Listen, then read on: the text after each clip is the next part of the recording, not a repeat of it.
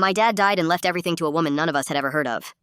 My dad passed away on a Thursday morning. By Friday afternoon, we were sitting with his attorney going over the will and hearing a name none of us had ever heard in our entire lives. Not a charity, not an old friend. A woman. A specific woman with a full name and an address in another state. She got the house, the savings account, the investment portfolio. Everything except a small amount split between me and my two brothers. We sat in that office completely silent. My oldest brother finally said, "Who is she?" The attorney said he wasn't at liberty to say more than what the will stated.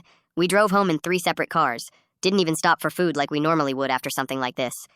I went home and started searching. Her name, her city, her age, which I could estimate from the will's address records.